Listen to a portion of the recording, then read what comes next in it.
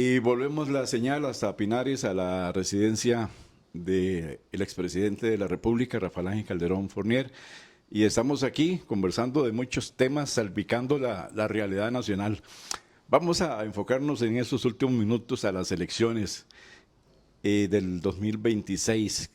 ¿Qué significa la figura de Juan Carlos Hidalgo para todo este movimiento?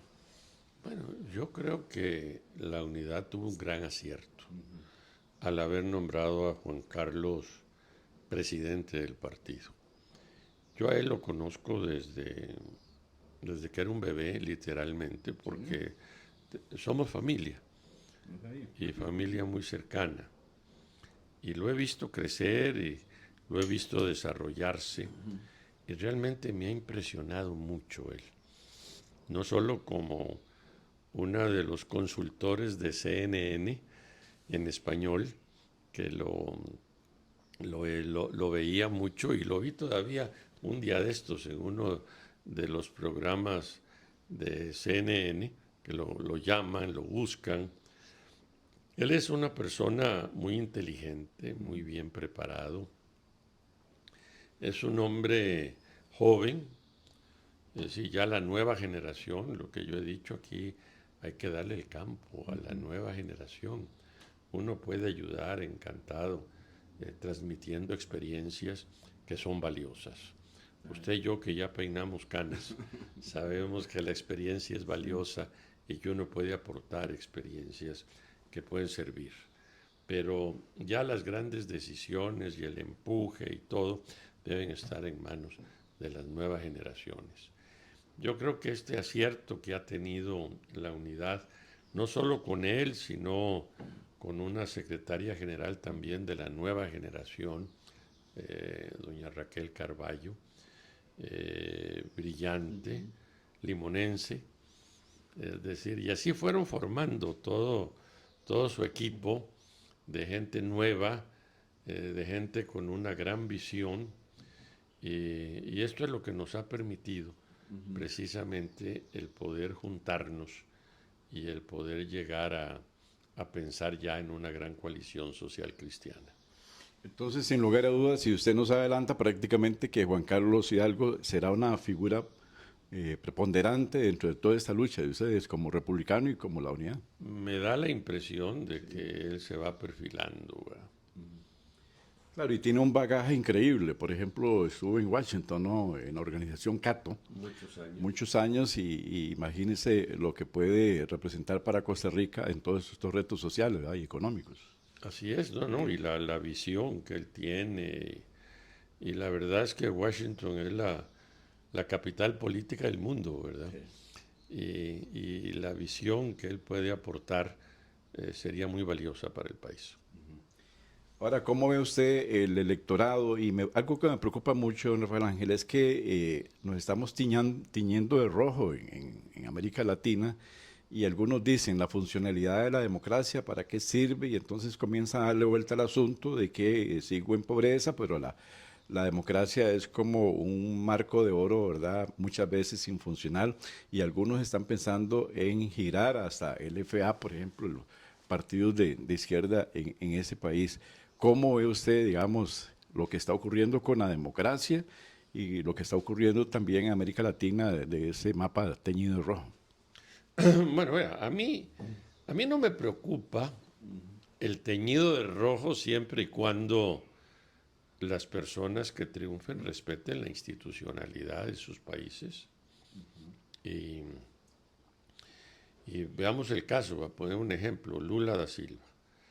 Bueno, Lula fue a elecciones y su partido ganó con Dilma Rousseff y luego perdieron y entregaron el poder. O ahora Boric en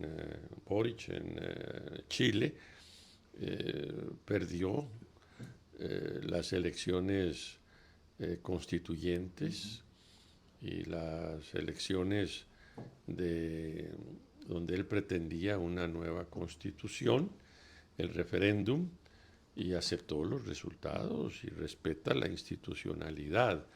Eso es muy diferente a lo que vemos, por ejemplo, en Nicaragua, que ahí prácticamente es una dictadura. ¿Verdad? Eso no se puede llamar democracia. o lo que ocurre en Venezuela, que es lo mismo que ocurre en Cuba. Es decir, ahí no podemos llamar democracia. Entonces hay que hacer una diferencia entre ese teñido de rojo, cuáles se van hacia dictadura y cuáles se van al respeto realmente de la institucionalidad.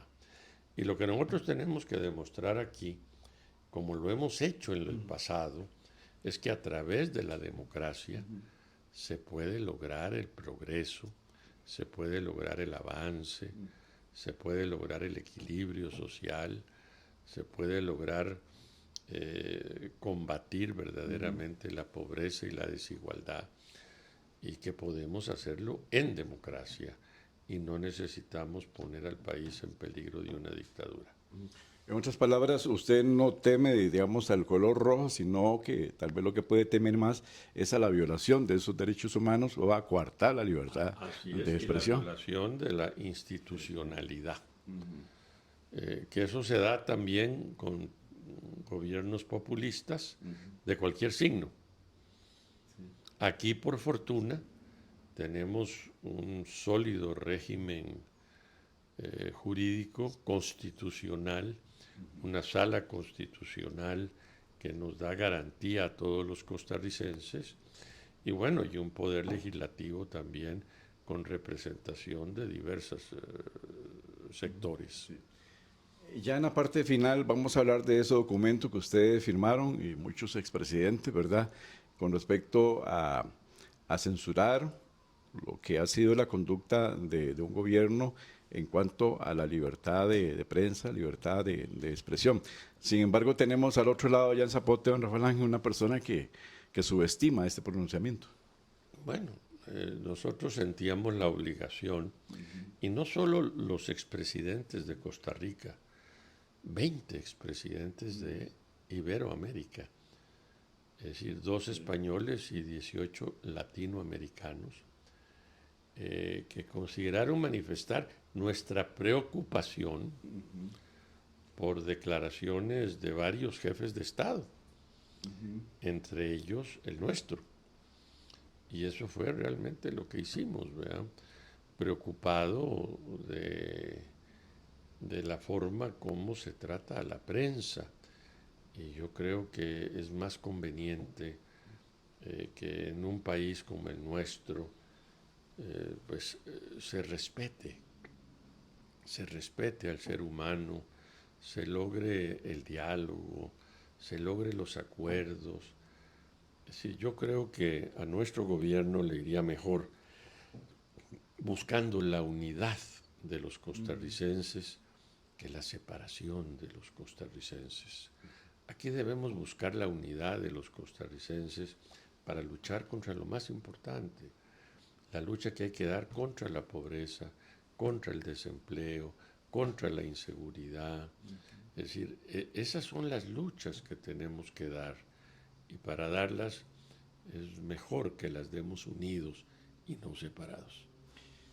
Yo no sé si usted tuvo algún roce con la prensa en su gobierno, no recuerdo, pero digamos, ha faltado diplomacia en esa relación, no solamente con la prensa, sino con grandes empresarios, ¿verdad? Ya ustedes saben cuáles son las grandes empresas periodísticas de este país, que desafortunadamente hay una guerra abierta en esos momentos. Bueno, yo repito, en mi gobierno, podemos hablar, o sea, no siempre coincidía, por supuesto, pero siempre mantuve el respeto por todo el mundo. Y siempre mantuve una actitud de diálogo, y eso que tenía 30 diputados en la Asamblea Legislativa, apoyando el gobierno, 30. Pero mantuve un diálogo permanente con la oposición, llegamos a acuerdos muy importantes para el país, logramos sobre todo al final. Una administración hay que analizarla al final, sí, para ver cuáles fueron sus resultados, y los resultados que nosotros pudimos exponer pues realmente son extraordinarios, ¿verdad? Y uno quisiera que ojalá los gobiernos siguientes lo superen a uno. Como valorar una pintura con el último trazo, ¿verdad? Algunos decían ahí en redes sociales que usted debería darle la la razón al presidente de la República, porque usted fue atacado en su momento por la prensa, con los escándalos ya consabidos, y que usted más bien debería estar, digamos, en contra de esa prensa, o por lo menos resentido con esa prensa que para algunos manipula, ¿verdad? Es que vea, como le digo, uno puede no coincidir. Sí. Y yo no coincidía con muchísimas cosas, pero sin embargo siempre mantuve el respeto.